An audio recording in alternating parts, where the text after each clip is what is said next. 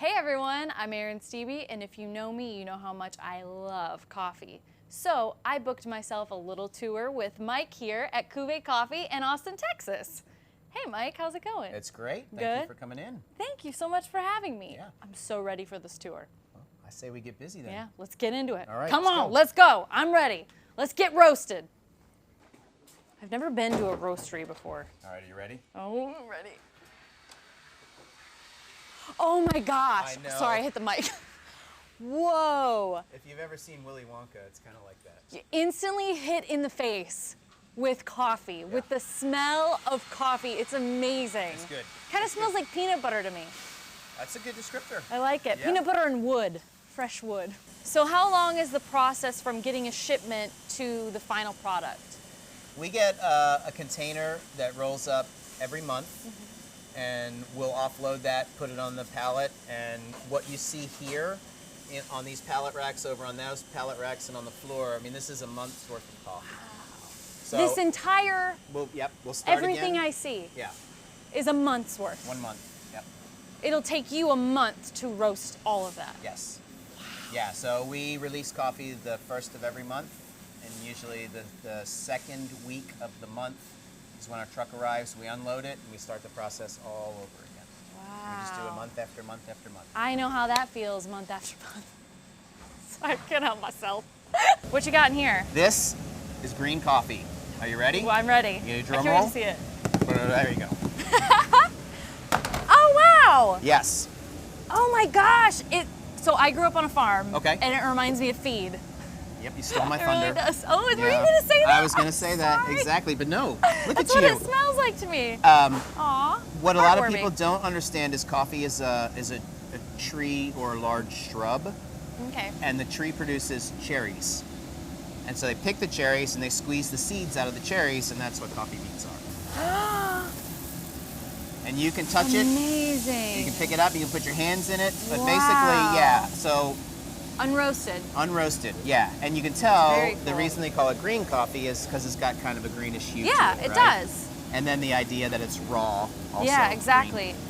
Do you know how oils get on the coffee beans after they're roasted, or? So oil is inside the coffee. Okay, it's And extracted. the darker you roast coffee, the more the oils will start to leach out. Gotcha. We don't roast coffee that dark. I see. Yeah, so the oils are kind of an essential part of when you're brewing coffee. I see. And we'd rather keep those oils inside of the coffee rather than have them leach out. Gotcha. Yeah. That's very cool. Pretty wild, huh? Yeah. And Do you're you- right, totally smells like hay or Yeah, grain. it or, definitely does. Yeah. I feel like coffee does it get lighter after roasting? It does. Yeah. Yeah. I thought so. It feels a little bit heavier. Yeah. When we go over to the roasting, we'll go into that. And it tastes really great, too. Really? Yeah. That's awesome. Should I try to eat one? I'm totally fucking with you. Yeah. I figured as much. I'll put some in my pocket for later. Just slowly steal all the coffee beans. Green coffee, Okay. it'll go into this hopper, it'll get vacuumed up, and it'll go into the roaster over here, right? Wow. So- Okay. Whoop. The door will open, the coffee will be dropped in, and you can see it roasting yeah. right now. Yeah. So it's roasting in there. It's roasting. And then where does it come out? It comes out this door How often? about every 15 minutes. I want to see that. Yeah, we'll make sure that Gotta happens. see that.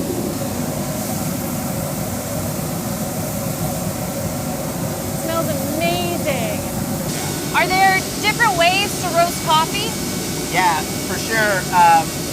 The roasting process itself is really thermodynamics. So what we've got is a drum that rotates, and then we've got a heat source, a burner, that applies heat to the drum, and then we got a fan where we control airflow, right? Very cool. So we get conduction, we get convection, and depending on the temperature, the airflow, how long we roast coffee, all those variables will affect the final product. Gotcha. And so each coffee will roast maybe a little bit different depending on the moisture content or the flavor profile we're looking for. Lighter coffees will tend to enhance acidity and darker coffees will tend to enhance body, things like that. And then I always like to tell people that making great coffee really isn't that hard, but doing it over and over and over again is where the science really comes in. And if you look at this pedestal right here, What is this? yeah, I know, it's crazy fancy and all that sort of Numbers, stuff. Yeah, graphs and charts and numbers. But basically, everything on the roaster is controlled from these two screens. Gotcha. So we can control the airflow, we can control the drum speed, we can control the temperature, we can control all those, and then we can track what's happening with the coffee and what's happening inside the roaster at the same time. Wow. Yeah. And so once we hit what we think is the perfect roast profile for a coffee, we've got all of the measurable data so that we can reproduce it over and over and over again. Very cool. Yeah, it's pretty wild. Science. I know, science is awesome. Who What knew? happens if I hit this button? I kick you out. Yeah. Game over. So what is this machine? Why is it continually spinning? This part of the roaster is called the cooling tray. So when we drop the coffee out, since we're cooking it, you know, it can be 400 plus degrees. What we want to do is we want to stop it from cooking. So it's kind of like when you make pasta, right? You want to dump it out and you want to stop it from cooking so it doesn't get all mushy. Perfect al dente. Yep. We want to do the exact same thing. So it'll drop into this tray. The tray's got perforated metal on it. And then a blower will kick on and it'll suck air down through the coffee and help cool it. Wow. Oh, and what did he just pull right there? What's going on over there? So this machine is called a destoner, right? Sometimes coffee will show up with debris in it. It's kind of the nature of the coffee. So it'll go into this hopper, another hopper. It'll get vacuumed up, and anything that weighs more than the coffee, like a stone, will fall out the bottom. Wow. Yeah. Wow! Ah! I'm so excited. Look, you're literally bagging it. I don't know. That's awesome. Okay. Keep going. So then the next step, all the roasted product comes down to this end, right? It's a dead body. Oh, wrong barrel. Wrong one. Oh, wow. Yeah. So this smells incredible. totally different. Instantly. Yeah, totally different than the That is a grainy barnyard smell of the raw product. Beautiful roast. Yep. Look at that. Is this a medium? This is medium. Yeah, for sure. it looks like a medium Yes. roast. Look I at you love with your that. calibrated I know. eye. I love my coffee. That's pretty impressive. I love that there's no oil on it too. It's really wonderful, especially for grinders, because oil can mess up grinders. It'll totally mess up grinders. Yeah. Oil messes up everything, It does. No oil. except the inside of your engine. It's probably good for that. Yeah, probably. No, you know what? And we definitely don't take the snobbish approach that like, oh, dark coffee is so awful. Right. I always encourage people, drink the coffee that you love, the way you love it. I personally just don't, for all the reasons you stated, I don't like super dark coffee because the oil is very intrusive. Yes. It gets everything really dirty. And then, unfortunately, oil, if you ever open a bag of coffee that's really, really dark and it's been sitting for a while, it almost smells fishy. I have smelled that before Yeah. in some dark roasts I've had, and I want to throw it away. Yeah, so that's the oil. I don't like that. Yeah. I agree. I find that I do like mediums. Medium is my happy spot. There you go. And if I want to get caffeinated, you go for a light roast, right? That's what they say. Yeah. Yeah. That's what they say. Let's stick with that. If you really want to get caffeinated, drink cold brew. Yes. Or just shoot it up. You could do that. Coffee is like crack for winners. I know. Yep. 12-ounce packaging. Woo. So this is the second format, right? Which would be the Dark 12-ounce espresso. bags, which go on a grocery store shelf, or the types of things that we sell online or in our coffee bar. Wonderful. And the cool part, the process over here, if you want to scooch around. Excuse me, John. Excuse us. Hey guys. Hello. So what happens here, yeah, this is super cool. So all the bags are being weighed out. Tom will take the bag. That wand goes in and it pumps nitrogen into the bag to push all the oxygen out. And it's called nitrogen flush. Whoa. And then it runs through this band sealer, which uses heat to seal the bag. And boom, I have always wanted to see this process. Yeah. I always wondered how they get all of the air out of the coffee bags and how it's sealed so perfectly. Now, those little, I've seen on some coffee bean bags, so they have that little black plastic bar that they can flip, it flips over, do you know what I'm talking about? Do you put that on your bags? That's called a tin tie, and all that's there for. A tin tie, okay, I didn't know the name. To be able to reseal the bag. Okay. Our bags actually have a zipper. Oh, So this is my favorite. you You pull it out, it's have got a my Ziploc. heart, Mike.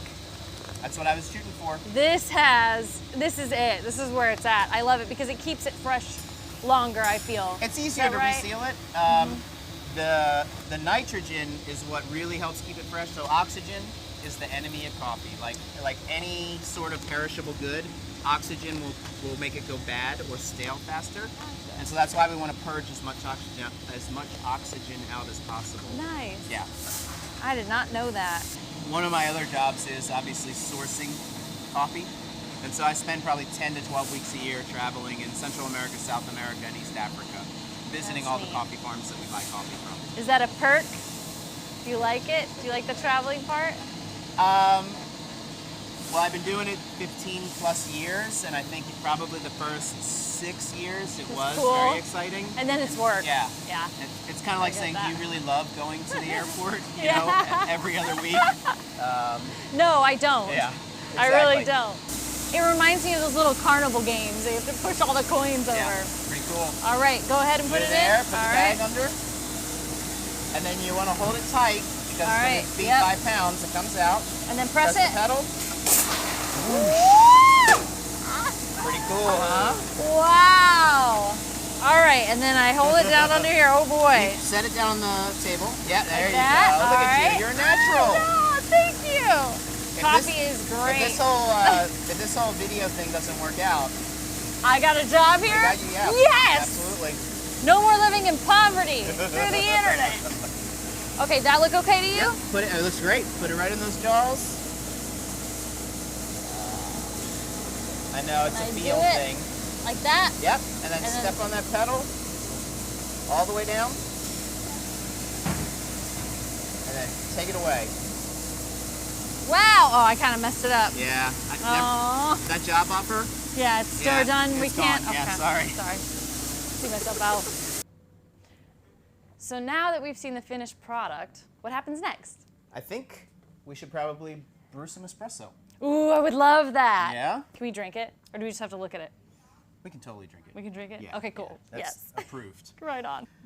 We'll do espresso right now. So espresso basically is, you can make espresso out of any coffee, which a lot of times people think espresso is a particular coffee or a degree of roast or something, which it isn't. I didn't know that. Yes, yes, it's very common. Espresso is a beverage preparation method.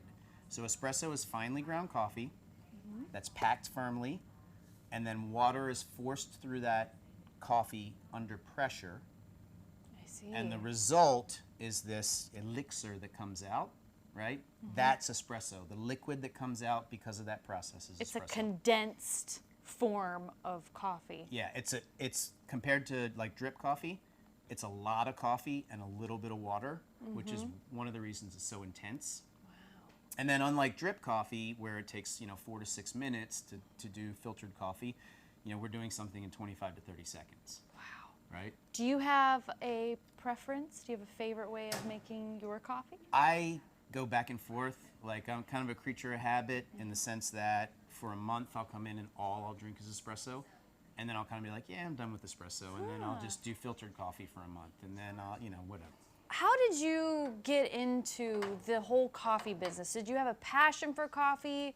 How did you find your way here? The funny story is I totally backed into coffee.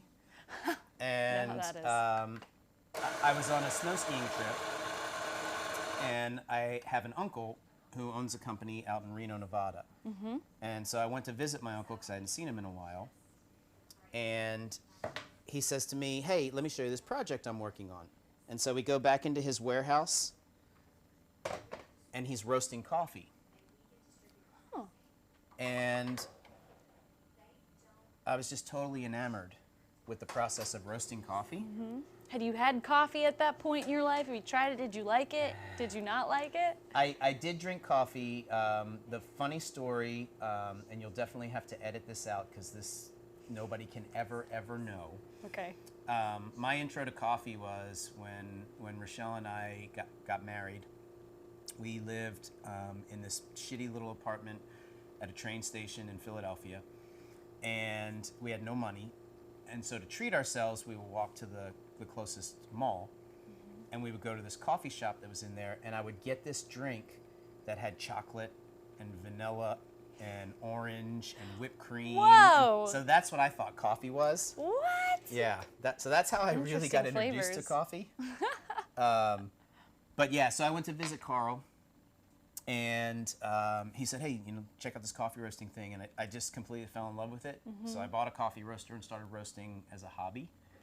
Oh. And what I like to tell everybody is every craft beer brewer you've ever met, they started brewing beer at home, and then one day they were like, hey, we could turn this into a business, and that's exactly what I did. Wow. And it just became a passion, would you say? Yeah, I mean, coffee was 100%. I was super passionate about it. I wanted to learn as much as I could. Wow. 21 years ago, it wasn't the thing. I noticed that too. Yeah. I mean, I'm still pretty young, but still, I was like, this isn't a big thing. Now it's on every corner, and it's like a hip thing. Yeah. It's mainstream now. Mainstream. It was a little more underground back then. It was, yeah. Yeah. Let's get in on this action. Yeah, I need to shoot the B-rolls. Okay. Do you manually grind it, or is it automatic? Or It's do you I push the button and it doses out the right amount of coffee. Gotcha. Yeah. Wow.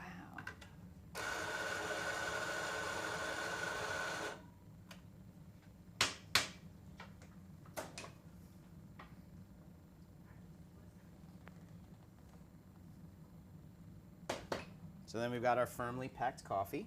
So I noticed that, if I may, Yeah. you tamped it, and you did one quick, swift twist and pressure. How much pressure did you apply? Well, the standard rule is when you're teaching somebody how to make espresso is about 30 pounds of pressure.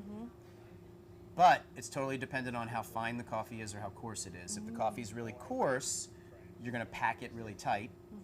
If the coffee's ground really fine, you're not going to pack it as tight. I see. Right? Yeah. Wow. Look at that pour. That's beautiful. Pretty cool, huh? How long is the pour time? What's the perfect amount? Well, it depends on the coffee. Okay. But usually I shoot for around 28 seconds. I would say anywhere between 25 and 35 is usually an acceptable espresso. I see. Anything less than that, it tends to be called under-extracted. Anything more than that tends to be over-extracted. Gotcha. So under-extraction, maybe less flavor, less body, a little sour. Over-extraction, bitter. Coffee sounds like a finicky bitch. It's a... All right, Depends on the coffee. Yep. Cheers. Well, cheers.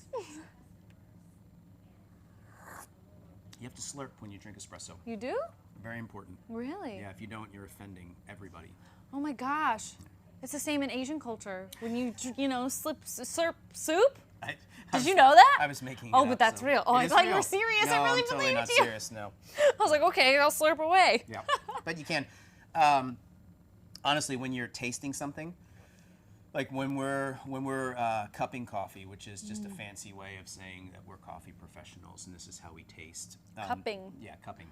Ah. You actually put coffee on a spoon and you slurp it off, and you try and coat your entire palate. Doesn't by spray slurping. it, Right? right? So you can taste every little individual Taste note. everything. Well, I'm gonna see what I can taste here. By the way, it's so good. It's delicious. Can you taste notes of anything? There's almost a tartness there. I want to say maybe a cherry. I don't know. I could be wrong. I would 100% agree with cherry. Really? Yeah. Yeah, I can taste that. I like that. Yeah. It has a, because I do kind of know these things. I'm like, the body is kind of, it's not heavy. It's not a heavy body. I want to say it's more on the medium light side, but that's just me. Yeah. What do you taste? I would say the body, there's definitely viscosity to it. Yeah. Right? And you can tell because it kind of coats your tongue Yeah. and stays there.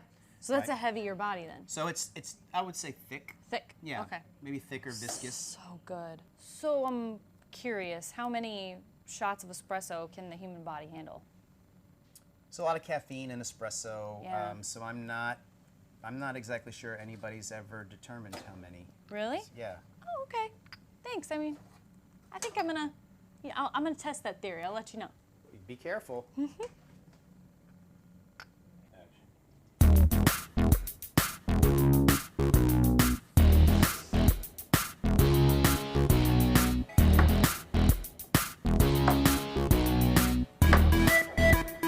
Action.